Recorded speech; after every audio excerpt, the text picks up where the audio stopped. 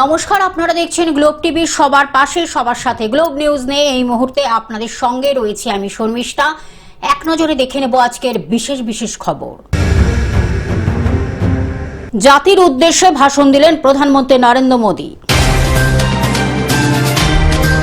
ফের নীতি আয়োগের বৈঠকে বাংলার মুখ্যমন্ত্রী।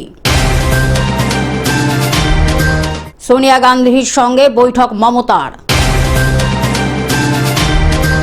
হাইকোর্টে গিয়েও লাভ হলো না অভিষেকের জরুরি আর্জি খারিজ। কাঁচরাপাড়ার হারনেট হাই স্কুলে চাঞ্চল্য। আগামী অর্থবর্ষে উন্নয়ন পরিকল্পনা নিয়ে বিশেষ বৈঠক বিডিও অফিসে। অবৈতনিক প্রাথমিক বিদ্যালয়ে নেতাজি সুভাষচন্দ্র বসুর আবক্ষ মূর্তি উন্মোচন অনুষ্ঠান। প্রতাপনগর রমণীমোহন বিদ্যানিকেতনের বিশেষ সংবর্ধনা অনুষ্ঠান। বিতর্কের আবহে বিশ্বকাপের বোধন। আবহাওয়ার পূর্বাভাস।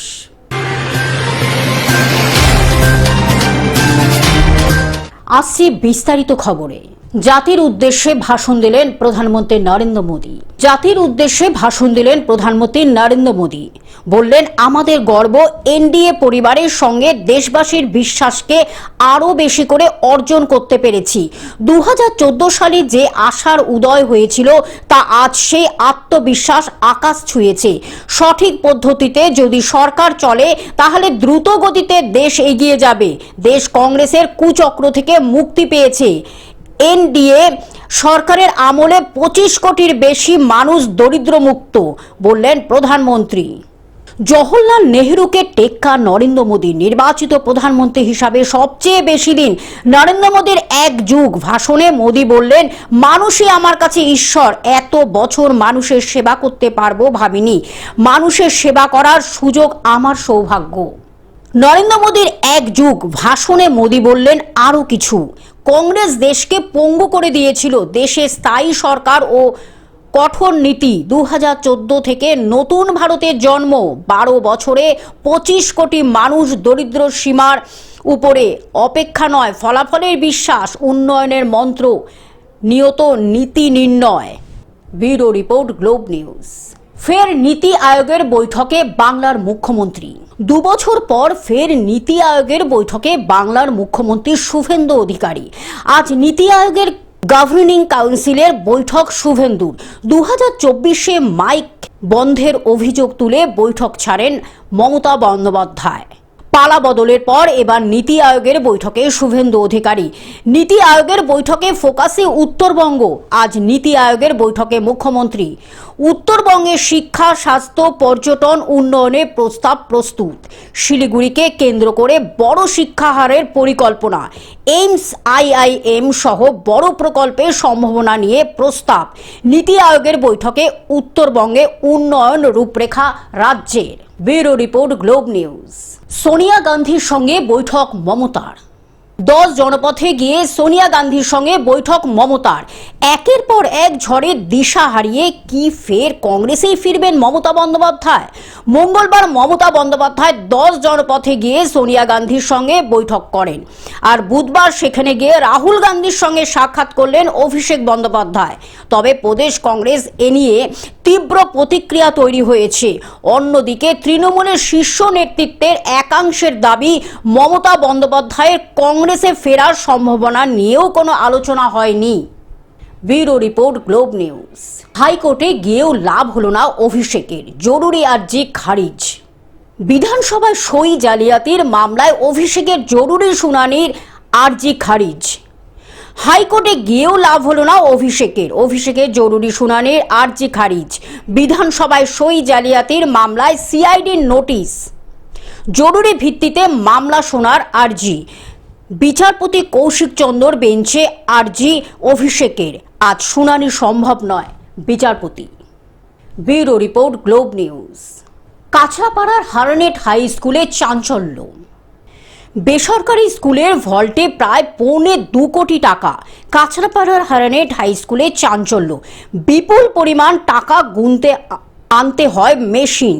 গভীর রাত পর্যন্ত চলে টাকা গোনার কাজ। কোথা থেকে এলো এত টাকা? তদন্তে পুলিশ। হার্নেট হাই স্কুলের পরিচালন সমিতির সভাপতি, কাঁচরাপাড়া পুরসভার প্রাক্তন চেয়ারম্যান কমল অধিকারী সম্পর্কে বীজপুরের প্রাক্তন তৃণমূল বিধায়ক সুবোধ অধিকারীর ভাই। Bureau report, globe news. আগামী অর্থবর্ষে উন্নয়ন নিয়ে বিশেষ বৈঠক বিডিও অফিসে। বসিরহাট 2 নম্বর ব্লকের আগামী অর্থবর্ষের উন্নয়নমূলক কর্মসূচি বাজেট পরিকল্পনা নিয়ে মঙ্গলবার বিডিও অফিসে একটি গুরুত্বপূর্ণ বৈঠক অনুষ্ঠিত হয়। বিভিন্ন উন্নয়ন প্রকল্প বরাদ্দ, অর্থের সঠিক ব্যবহার, নতুন প্রকল্প গ্রহণ এবং এলাকার পরিকাঠামোগত উন্নয়নের রূপরেখা তৈরির লক্ষ্যে এই বৈঠকের আয়োজন করা হয়।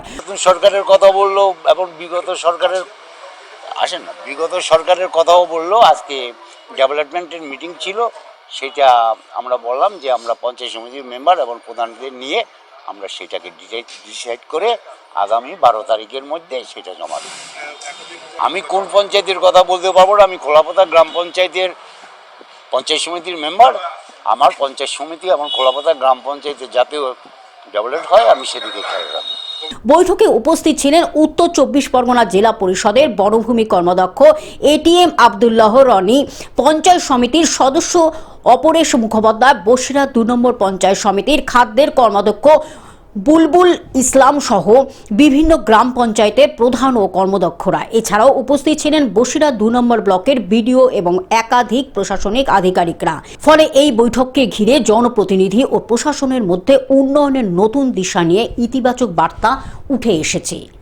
দেখুন, নতুন সরকার অনেক নতুন কর্মসূচি এনেছেন ডেভেলপমেন্টের। সেই ডেভেলপমেন্টের বিষয়গুলো জানানোর জন্য আজকে মাননীয় বিডিও সাহেব আমাদের ডেকেছিলেন। আমরা যারা জনপ্রতিনিধি আছি এলাম, নতুন সরকারের যে ডেভেলপমেন্টের যে পদক্ষেপগুলো সেগুলো শুনলাম এবং সম্পূর্ণভাবে জনগণের সাথে সেটাকে গ্রাসরুটে ইমপ্লিমেন্ট করার জন্য যতটুকু সুযোগ করব, কারণ মানুষের মঙ্গল করাটাই হচ্ছে একজন সত্যিকারের রাজনৈতিক নেতার কর্তব্য। দক্ষিণ 24 পরগনা থেকে সৌমাভ মণ্ডলের রিপোর্ট, গ্লোব নিউজ। অবৈতনিক প্রাথমিক বিদ্যালয়ে নেতাজি সুভাষচন্দ্র বসুর আবক্ষ মূর্তি উন্মোচন অনুষ্ঠান। জগদানন্দপুর গ্রাম পঞ্চায়েতের অন্তর্গত বীরবেগুন অবৈতনিক প্রাথমিক বিদ্যালয়ে নেতাজি সুভাষচন্দ্র বসুর আবক্ষ মূর্তি উন্মোচন ও দেয়াল পত্রিকা উদ্বোধন অনুষ্ঠান অনুষ্ঠিত হয়। প্রত্যন্ত এলাকায় এই বিদ্যালয়ের বর্তমানে প্রায় 40 জন ছাত্রছাত্রী পড়াশোনা করে। একটা মূর্তি বসালেন, এতে আমাদের খুব আনন্দ বা গর্বিত।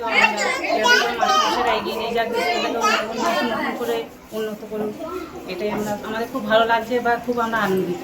বিদ্যালয়ের প্রধান শিক্ষক কৃষ্ণপ্রসাদ দত্তের উদ্যোগে এবং এলাকাবাসীর সহযোগিতায় স্কুল চত্বরে দেশনায়ক নেতাজি সুভাষচন্দ্র বসুর আবক্ষ মূর্তি স্থাপনের উদ্যোগ নেওয়া হয়।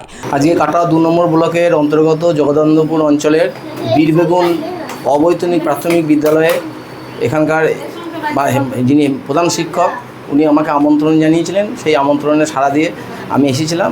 তো এখানে ভারত মাতার বীর সন্তান নেতাজি সুভাষচন্দ্র বসুর আবক্ষ মূর্তি উন্মোচন হলো। সেই আবক্ষ মূর্তি উন্মোচনে থাকতে পেরে আমি ভীষণভাবে গর্বিত এবং আনন্দিত, এবং এই জন্য আমি স্কুলের প্রধান শিক্ষক সহ অন্যান্য শিক্ষকদেরকে বিশেষভাবে ধন্যবাদ জানাচ্ছি। ভীষণভাবে প্রত্যন্ত আমার আমি বহুবার আমি শিক্ষা কর্মদক্ষ থাকাকালীন সময়ে আমি মনে হয় সব থেকে এই স্কুলেই বারবার এসেছি। এই কারণেই এই স্কুলটা সব দিক থেকে বঞ্চিত হয়েছে বলে আমার মনে হয়েছে।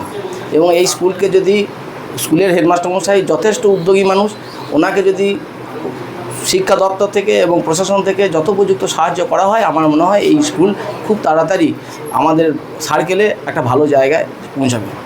উৎসবমুখর পরিবেশে মূর্তির আনুষ্ঠানিক উন্মোচন করা হয়। অনুষ্ঠানে উপস্থিত ছিলেন ইসলামপুর হাই স্কুলের প্রধান শিক্ষক মোহাম্মদ হান্নান, ইসলামপুর প্রাথমিক বিদ্যালয়ের প্রধান শিক্ষক আয়োজ্য আচার্য, পঞ্চায়েত সমিতির শিক্ষা কর্মদক্ষ সুমিত মুখার্জি, বিদ্যালয়ের প্রধান শিক্ষক কৃষ্ণ প্রসাদ দত্ত, প্রাক্তন প্রধান শিক্ষক রামচন্দ্র মণ্ডল সহ বিশিষ্ট ব্যক্তিবর্গ। এছাড়াও উপস্থিত ছিলেন বিদ্যালয় ছাত্রছাত্রী, অভিভাবক এবং এলাকার বাসিন্দারা। ওই গ্রামবাসীদের সহযোগিতা, আর্থিক সহযোগিতা এবং আমাদের শিক্ষকদের সহযোগিতা এবং আমারও ক্ষুদ্র প্রচেষ্টায় একটা নেতাজি মূর্তি স্থাপন করলাম। এই মূর্তিকে কেন্দ্র করে যাতে আগামী দিনে ছাত্রছাত্রীরা তাদের সাংস্কৃতিক চিন্তাভাবনা জাগরিত হয় এবং গ্রামের মানুষদের যে নেতাজির প্রতি যে একটা ভালোবাসা বা তার দেশের প্রতি যে ভালোবাসা সেটা যেন উদ্বুদ্ধ হয়, এই প্রচেষ্টা আমি চালিয়ে যাচ্ছি। এবং সেই সঙ্গে আমি একটি দেয়াল পত্রিকা উদ্বোধন করলাম। সেখানে এই বিদ্যালয়ে ছোট্ট ছোট্ট বাচ্চারা, এটা প্রত্যন্ত এলাকা, এখানে না আছে কোনো বড় ধরনের কোচিং সেন্টার, না আছে কোনো আঁকার স্কুল, না আছে কোনো মানে প্রশিক্ষণের ব্যবস্থা। তা সত্ত্বেও তারা স্কুলে আমাদের সহযোগিতায় তারা যেটুকুনি শিখেছে বা আঁকতে পেরেছে তারই প্রতিফলন হচ্ছে দেয়াল পত্রিকা। কাটোয়া থেকে রাহুল রায়ের report, globe news. Pratapnagar Ramanimohan বিদ্যানিকেতনের সংবর্ধনা অনুষ্ঠান। প্রতাপনগর রমণীমোহন বিদ্যানিকেতনের বিশেষ সংবর্ধনা অনুষ্ঠান। বিদ্যালয়গুলির আধুনিকীকরণের আশ্বাস দিলেন বিধায়ক হেমন্ত বাগ।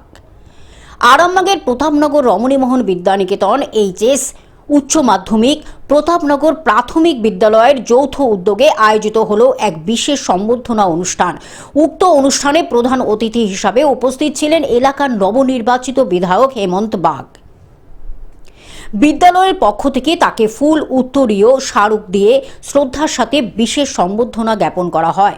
নিজের এলাকার প্রাচীন এই শিক্ষা প্রতিষ্ঠানগুলির কাছ থেকে এমন ভালোবাসা পেয়ে আবেগাপ্লুত হয়ে পড়েন বিধায়ক। সম্বর্ধনা গ্রহণ করার পর সংবাদ মাধ্যমের মুখোমুখি হয়ে বিধায়ক হেমন্ত বাগ তার অনুভূতি ও বিদ্যালয় দুটির ভবিষ্যৎ পরিকল্পনা নিয়ে বিশদে আলোচনা করেন। বিধায়ক জানান, এই গ্রাম এবং অঞ্চলটি তার অত্যন্ত নিজস্ব। তিনি কেবল একজন জনপ্রতিনিধি বা এলাকার বিধায়ক হিসাবেই নয়, বরং একজন অভিভাবক হিসাবেও এই বিদ্যালয়ের সাথে গভীর আত্মিক টান অনুভব করেন। আগামী দিনেও বিদ্যালয়ের প্রতিটি শুভ অনুষ্ঠানে তিনি পাশে থাকবেন বলে প্রতিশ্রুতি দেন বিধায়ক। সারা ভারতবর্ষে 22টা রাজ্যে আমরা ক্ষমতায় থাকার পরেও আমাদের কোনো শিক্ষা ক্ষেত্রে ইউনিয়ন বা সংগঠন নেই। যেই সংগঠনটা আছে শিক্ষা ক্ষেত্রে সেটা একটা সামাজিক সংগঠন, অর্থাৎ ABRSM। সেইটি একটি সামাজিক সংগঠন হিসেবে পরিচালিত হয়। ওইটি RSS এর নামক একটি সামাজিক সংগঠন দ্বারা ABRSM শিক্ষা ক্ষেত্রে কাজ করে। তাই শিক্ষা ক্ষেত্রে বিজেপির কোনো ইউনিয়ন বা সংগঠন নেই যারা এসে আপনাদেরকে, শিক্ষকদেরকে, স্টুডেন্টদেরকে বিভিন্নভাবে বিব্রত করবে এবং এই শিক্ষা অঙ্গনকে রাজনীতিকরণ করার চেষ্টা করবে। সেই জায়গা নেই। আমরা চিন্তন করেছি শিক্ষা ক্ষেত্র একটা পবিত্র জায়গা, একটা মন্দির এই শিক্ষা অঙ্গন, এইখানে কখনো রাজনীতিকরণ প্রয়োজন নেই। আরামবাগ থেকে কৌশিক কোলের রিপোর্ট, গ্লোব নিউজ।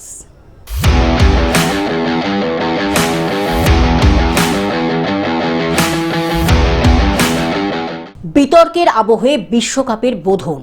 অপেক্ষার প্রহর গোনা শেষ করে বোধনের অপেক্ষায় থাকা বিতর্ক বিদ্ধ ফুটবল বিশ্বকাপে আগামী ৪৫ দিন ধরে এই প্রশ্নেরই জবাব খোঁজা হবে সবুজ গালিচায়। মেক্সিকো, কানাডা, আমেরিকায় এই বিশ্বকাপ তো শুধু ফুটবলের মহোৎসব নয়, বিশ্বজুড়ে চলতে থাকা এক অস্থির আবহে অংশ নিচ্ছে ৪৮টি দল। Bureau report, globe news.